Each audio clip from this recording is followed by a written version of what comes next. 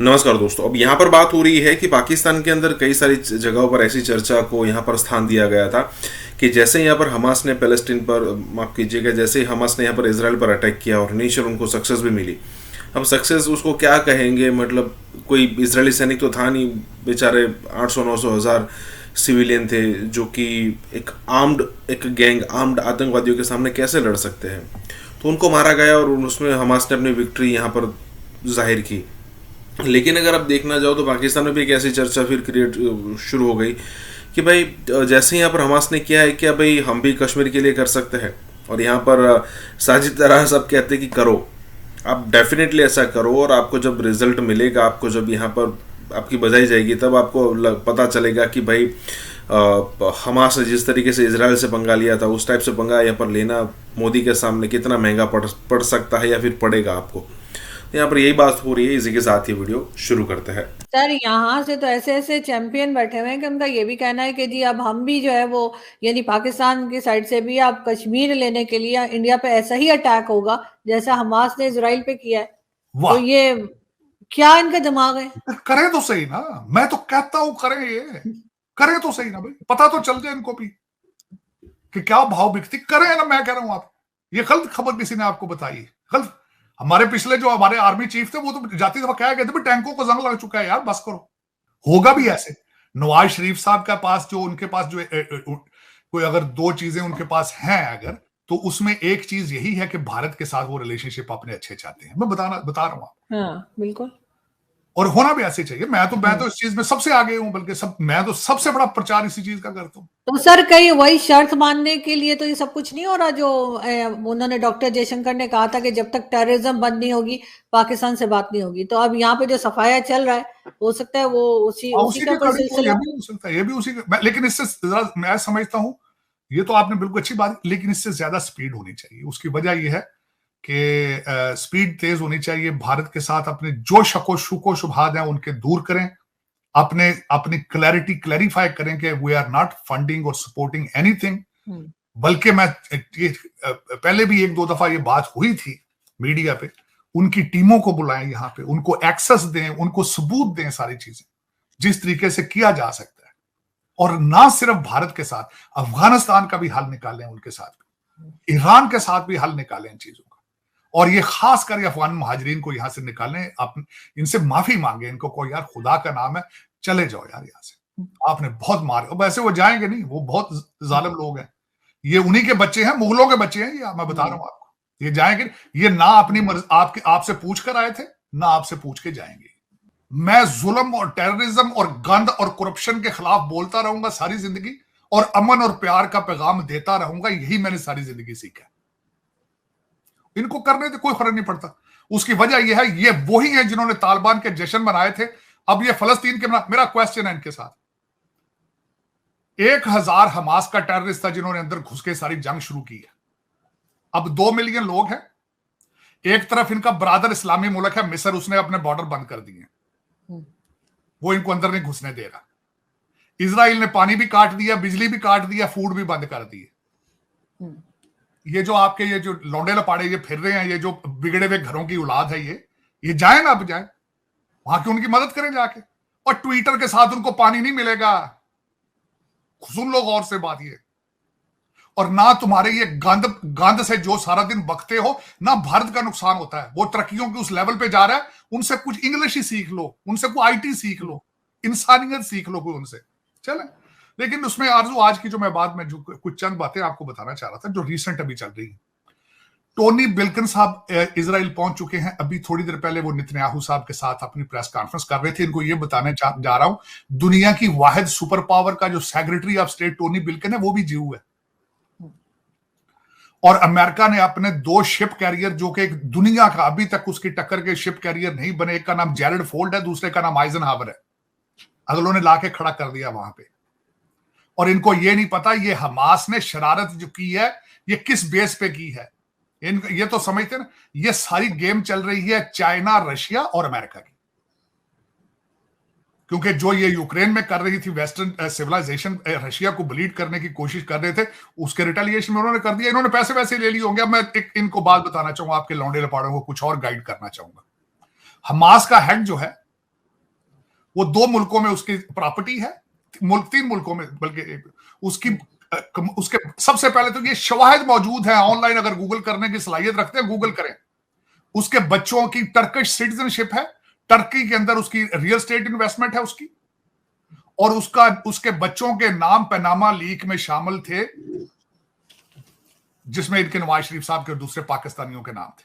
Corruption में Panama leak में वो पैसे जमा कराते थे, जरा निकाल के देख लें।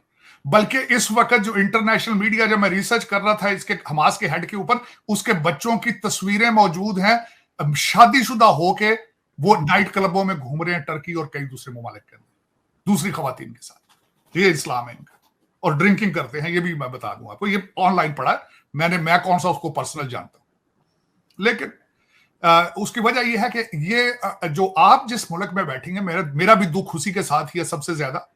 इसमें कुछ लोग आंखों से अंधे हो चुके हैं, कानों से बहरे हो चुके हैं, जिनको उस्मान बुजदार की करप्शन नजर नहीं आई, जिनको गोगी नजर नहीं आती, इतने अंधे हो चुके हैं, इतने अंधे हो चुके हैं।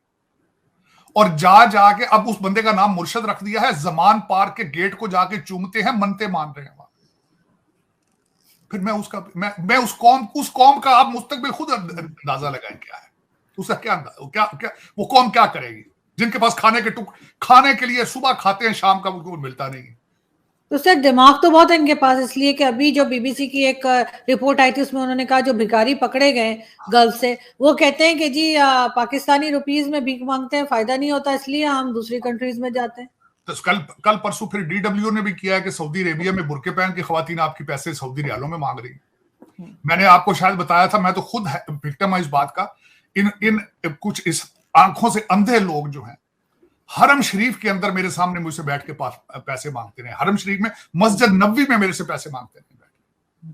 तो इस कौम को फिर मैं इसका क्या बताऊं आपको, आप किस मुल्क में बैठी हैं और इसका क्या फ्यूचर है, क्या बताऊं लेकिन ये कि इस वक्त हालात वहां पे ये हैं, आप देखिएगा आगे फ्यूचर में। उसकी वजह ये है, इनको ये चाहिए, ये जो इधर आपके इस्लाम के ठेकेदार सारे बैठे हैं, पहले लिबिया में देख लें क्या हालत हो रही है, पहले देखें इराक में हालत क्या हो रही है, सीरिया के अंदर क्या हालात हो रहे हैं। आप इन मुल्कों की खवातीन जो है सारे यूरोप के अंदर प्रोस्टिट्यूशन जाके ये जो आप कर रहे हैं, ना सिर्फ खैरात मांगती है बच्चियां इनकी, वहां पे सारी प्रोस्टिट्यूशन में इन्वॉल्व हो रही है। ये इस्लाम के ठेकेदार उस तरह तवज्जो नहीं देते सारे। लेकिन इसमें आरजू, मैं खैर क्या, मुझे किसी ने, मैंने आपको बताया था पिछले दिनों, किसी ने पूछा था, उसने कहा ताड़ साहब यहाँ पे पाकिस्तानी डायस्पोरा की हालत क्या है, हमारा क्या मुस्तकबिल है अमेरिका के अंदर। मैंने कहा जो फैक्ट्री के हालात हैं वही हमारे हालात, जिस फैक्ट्री से हम बन के आए हैं, अगर उसका मुस्तकबिल को प्रेडिक्ट कर सकते हो तो हमारा भी मुस्तकबिल प्रेडिक्ट कर लो। न्यूयॉर्क, यहां सबसे ज्यादा पाकिस्तानियों की आबादी है, एक काउंसलमैन तक नहीं है वहां पे। एक पाकिस्तानी को टैलेंट लेके आगे निकलता है, 4 उसके खिलाफ टांगे उसकी खींचते हैं, आर्टिकल लिखते हैं, अखबारों में लिखवाते हैं पैसे दे के। बिल्कुल। तो फिर आप अंदाजा लगा ले। फिर देखिए, दुख है, मैं तो खैर मुहाजिर हूं आरजू, जिस तरीके से आपके आबाओ अजदाद को धोखा दिया गया है, मुझे भी उससे ही धोखा दिया गया है। मैं भी पढ़ा लिखा हूं, मेरी माँ टीचर थी, बाप वकील था, एक गलत होप लेके पढ़ता रहा हूं, पढ़ लिख के जवान हुआ हूं, तो उन्होंने कहा भी तुम्हारी यहाँ गुंजाइश को नहीं है, जाओ यहाँ से भाग जाओ। जिस तरह भाग रहे हैं, पैदल भाग रहे हैं, वीजे लेके भाग रहे हैं। मैं तो गॉड ब्लेस अमेरिका, जिसने मुझे संभाल लिया, जिसने इतनी इज्जत दी है, खाना देता है, शराफत के साथ मैं सोता हूँ, उठता हूँ। वरना वो जो आप जिस दोजख में रह रही हैं, वो दोजख है। मैं हैरान हूं इस बात पे। रिश्वत के हालात देखें, बाहर निकल के देखें क्या हो क्या रहा है।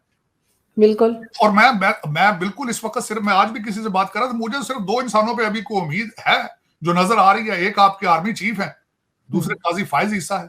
कई रोजाना कहते हैं जी आप कैसे बात कर रहे हैं, you are a lawyer and you are supporting army chief. मैंने कहा यस, उसकी वजह यह है कि आप वो कौम हो कि सिवाय फियर के, खौफ के अलावा आप काम नहीं कर सकते, और डंडे के बगैर आप नहीं चल सकते। और डंडा किसके पास है? वो आर्मी चीफ के पास है। लेकिन सर पाकिस्तान में आजकल तो सिर्फ अभी इनका रुख जो है, पहले कनाडा और इंडिया की तरफ था, ये यही बात करते थे यहाँ पे लोग, और पॉलिटिशियंस भी भारत की और कनाडा की बात होती थी। अब जो है वो इजराइल और फलस्तीन की बात होती है।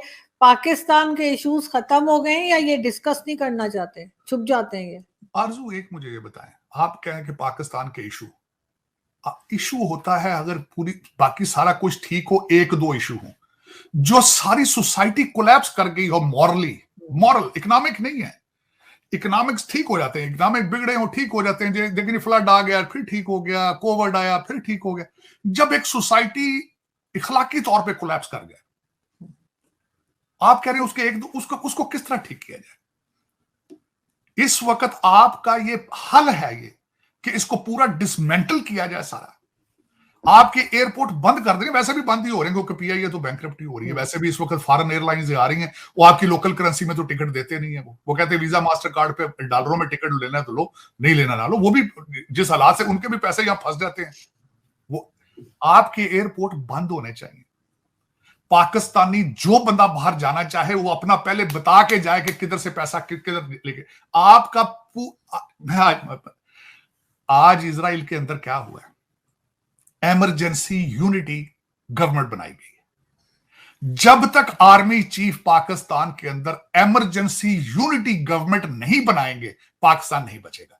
आज आपके हालात वही हैं जो इस वक्त गाजा के, आपके बिल्कुल वही हालात। आपका गाजा ही बन चुका है क्योंकि आपको 10-15 हजार लोगों ने यरगमाल बना रखा है। उनके अपने बच्चे सबके अंदर बैठे हैं। वो बारी बारी यहां आते हैं, डाका डालते हैं, चले जाते हैं। चाहे वो सरकारी अफसर कर लें आप, चाहे वो जुडिशरी कर लें, चाहे वो एस्टेब्लिशमेंट कर लें, चाहे सियासतदान कर लें, ये सारे एक ही ग्रुप का हिस्सा है। आपको इन्होंने यरगमाल बनाया, आप गाजा में ही रह रहे हैं। आप इस गाजा को बचाने के लिए आपको भी इमरजेंसी यूनिटी गवर्नमेंट की जरूरत है।